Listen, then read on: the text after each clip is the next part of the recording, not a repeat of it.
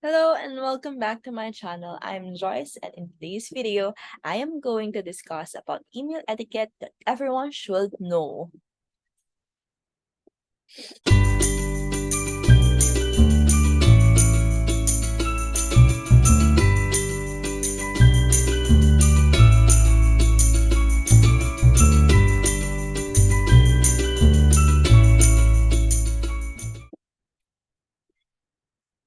First things first, I know you want to work faster, so you'd have the tendency to copy all your recipients and just send an email blast.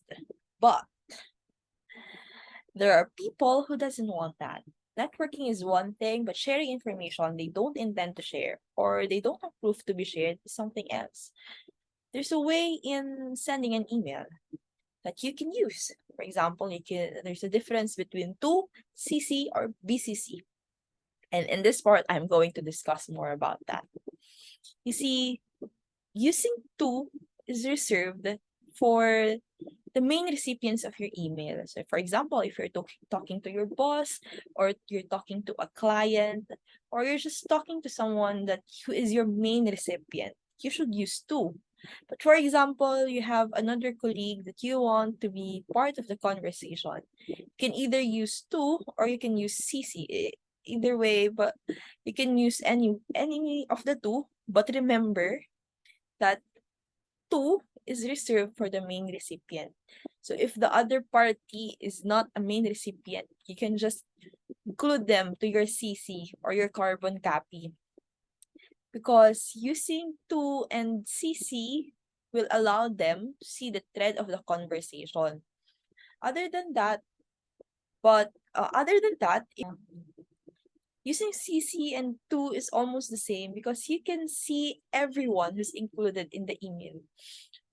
But on the other hand, if you're going to use blind carbon copy or BCC, it becomes more private and the recipients won't see who are the other people included in the email, or they won't see previous conversations or previous email that can be sent by other people. For example, the reply all button. If you're BCC'd, you won't read that. You won't receive that email. Other good thing and the other use of BCC is when there is a list of individuals who are part of that email blast who doesn't know each other, basically. They don't know each other, they don't interact, or it's not something that should be shared. BCC is the way to go because it is more private. So again, difference between 2CC or BCC. 2 is reserved for your main recipients.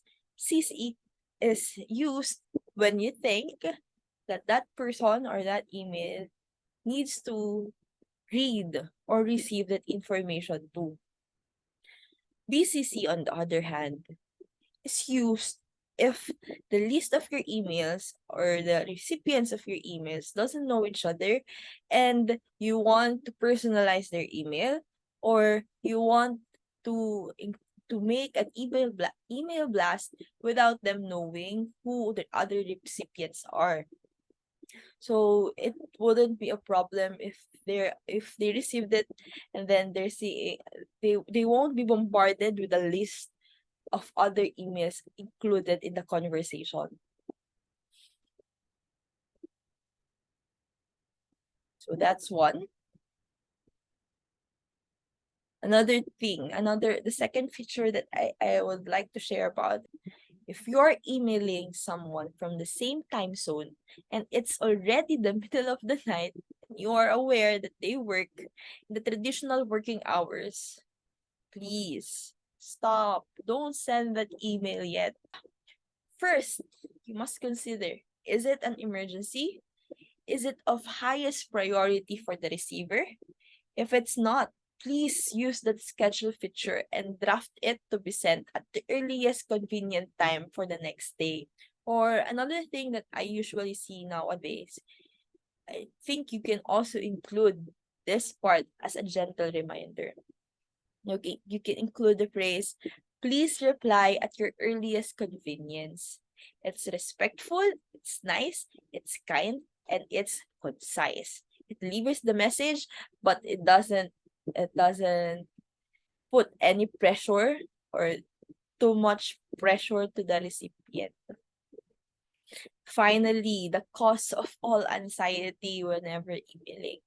Check if the document or file you were referring to is attached, because there are some sent emails where the attachment is not there. Okay? So maybe just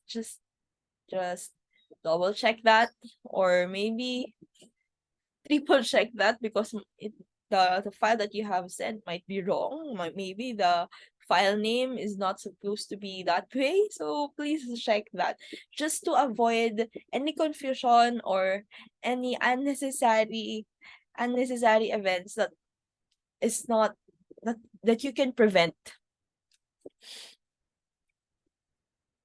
I think that's all that I can share for now regarding the email etiquette, but I would love to discuss more about other email related functions that you can maximize. For example, the mail merge function, or the email automation function, or even just the email management that you can do in order to make this feature better for you and fit for you, so that it will be organized and you can easily understand what's happening in there. I think I am going to discuss that in the next few more videos. So stay tuned in my channel and hit the subscribe button or follow my other social media handles. Thank you very much and see you on the next one. Before we begin, I just want to shout out my new back. I'm doing this video in another room because I'm feeling a little bit unwell. This is my DAC teacher. Anyway, I think I'm mumbling. I'm just mumbling. We should be ready.